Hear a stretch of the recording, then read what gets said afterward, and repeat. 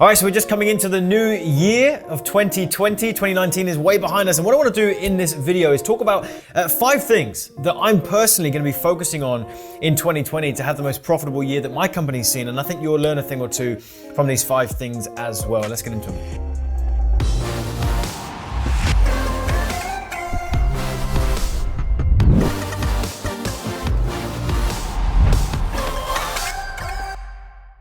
Firstly, if you're new to my channel here, welcome. My name is Penberthy. I help business owners and entrepreneurs get more customers online and do that profitably. If you'd like to learn more about how I can help you, I've got some awesome free training that I'll leave in the description box and the top comment. But in today's video, I want to talk about the fact that we have just come into 2020, and this is a time where we can get really excited about big goals and big aspirations and set these things in motion, but what you'll find is by the end of January, everything starts to decline again. And I think a big problem that we're doing here is that we set our goals so high, you know, that it's almost unobtainable. And then by the time the end of January comes around, we realize that actually we had set it too high. And we go in this same cycle every single year. So what I want to do in today's video is I want to talk about 5 things that I'm going to be focusing on in 2020 that you can do as well. And I think it'll really help you. I think it'll help you keep focused and focusing on the right things, especially if you're in a similar industry to me, right? If you're just trying to get really good at this marketing stuff, if you've got a product or a program or a coaching or a sales funnel or something that you are trying to promote online and get more customers for, then, you know, myself, we had one of our biggest years last year. We did multiple 7 figures last year, and we're gonna outdo that this year. And I want to talk about how we're gonna be doing that. So here's the first thing. First thing is simplicity is key, right? I've talked about this in past videos, and I'm gonna talk about it again right now. Something that I have realized and has become increasingly apparent to me is that to really scale and grow what you're doing, right? Outside of just learning how to run some ads or how to build a sales funnel, like where the real growth comes, you know, in your company and in what you're doing, and the scalability of what you're doing is actually keeping everything really simple.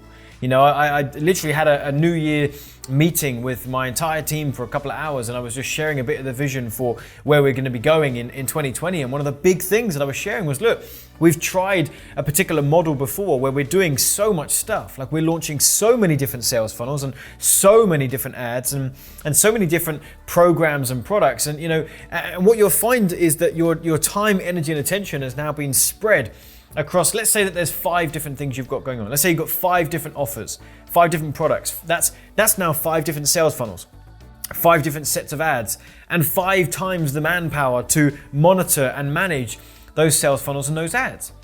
Whereas we're going to be keeping things really, really simple and just focusing on 1, 2, or 3 really, really good products with 3 really good sales funnels and doubling down on that. And I know that we're going to be able to get to our income targets quicker and easier than if we were trying to hit those same income targets, but doing it across loads and loads of different things, right? So for you, I mean, all things are relative, right? So for me, it's like we've got 3 things we're focusing on, but that's because we're already doing multiple 7 figures. For you, it might just be this one thing, just focusing on one good product with one good sales funnel. Once you've got that dialed in, perhaps think about bolting on some other stuff, but keeping things uber simple is really important. The second thing is focusing on income producing activities, right? You need to look at your business right now, or if you are just starting with an idea, then you need to look at what you would like to do and would like to achieve.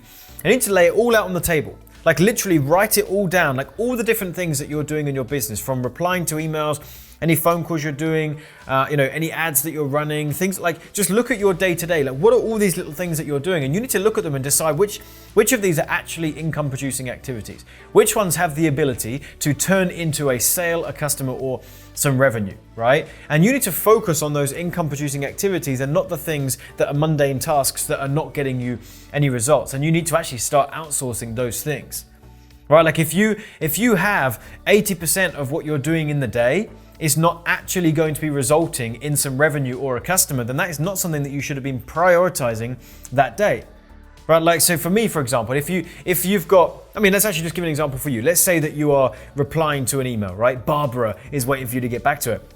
If your reply to Barbara is just to tell her that unfortunately, you know, it's not a good fit for her to become a client or a customer, and she's just waiting to hear that bad news, then as much as you need to send that email, that should sit on the back burner. I'm not saying leave Barbara waiting for a week. I'm saying that should at least wait while something of greater priority sits in front. Let's say there was an email to you know, someone else that actually it was to say, I think you're a perfect fit for our services and we should go ahead and move forward. You know, that's an income producing email. The one to Barbara is not an income producing email. So both of these people need replying to. I'm not saying, only focus on people that could be a customer and neglect everyone else. I'm not saying that. I'm saying these two things both need to be done today. The one to, let's call her Claire, the one to Claire needs to be done first. That should be prioritized. That's an income producing email. And the one to Barbara still needs to be sent, but that can wait till a moment in the day where you can do some things that aren't income producing activities. You've got to look at this. Your Facebook ads, scripting a Facebook ad or scripting a YouTube ad, whatever it is, that's an income producing activity because you're running an ad that is hopefully going to bring you in some customers. Changing the colors on your blog or redesigning something on your homepage, that's not an income producing activity. Right? So you've got to make sure that you're focusing on those things that actually have the ability to bring revenue into your company. The third thing is do what you enjoy, right? Very similarly, you've got to write out a list of all the things that you currently do right now. And you make a list of all the things that you actually enjoy doing, that you're passionate about. Producing training for your customers, jumping on coaching calls with your clients, or running Facebook ads, like whatever it is that you actually do enjoy doing. You need to write those things down. And you need to make a list of all the things that you're currently doing right now that you hate doing. Right, that are just not enjoyable for you, that is not you're not passionate about, and you need to either right now outsource that, hire people to do those tasks, or outsource to do those tasks, or if you're not ready for that yet, if there's no financial resource yet for you to be able to do that, then you at least need to identify those two things and make it a goal for yourself this year to get to a place where you can start outsourcing those things, because it's this whole thing of playing to your strengths and not your weaknesses. Right? If you're not enjoying something, there's no point working really, really hard to try and get really good at something you're not enjoying and that is a weakness for you. You should be doubling down on your strengths and having other people come in and help you with those things. You'll actually find that there are other people that the things you don't enjoy doing, they thrive on it. Right? Same thing, right? Like recording this video right now. I'm no good at it, nor do I have any interest in learning the buttons and the things and all the stuff that Pete's doing on the camera right now. Right? But he loves it. He lives in that world. He thrives in it. Right, so you've got to start doing that. You've got to find people who can help you with the things that you don't enjoy and you're no good at, and focus on things that you are. The fourth thing is utilizing automation. Right, if you are still doing certain things that are manual, then you need to catch up to the year 2020, right? Like there are so many things on social media and in our business and with sales funnels and our ads and all this stuff. There is so much automation available to you. Sometimes there's an investment. You need to invest in some software to do certain tasks. But again, you've got to make that a priority for 2020 as we go into this. Otherwise, you're going to get left behind. Everyone's utilizing automation, right? So do the same thing. Write down everything you're doing in the day and decide all the things that are manual that actually could be systemized or could be automated with software or otherwise. And you need to make that a priority, that you start to get that stuff automated. So again, you can save some of your time, which is one of the most valuable assets you have. Everything else can be recouped, your time cannot. So you need to save as much time as possible and put it on things that are actually, worthwhile you're using your time for. All right, automation is key and it's a big thing going into 2020. And the fifth thing, which actually circles back to how I introduced this video, is set realistic goals. Right, like I'm all for getting jazzed up and getting excited and saying we're going to do $10 million this year, right? But if last year you literally scraped by with one customer, then that's not a realistic goal. And if you're setting that as the president for what you're going to do, this year, then you're only setting yourself up for disappointment. Now, some of you are going to say, "Oh, John, that's your limiting thing." No, that's actually just being realistic and logical.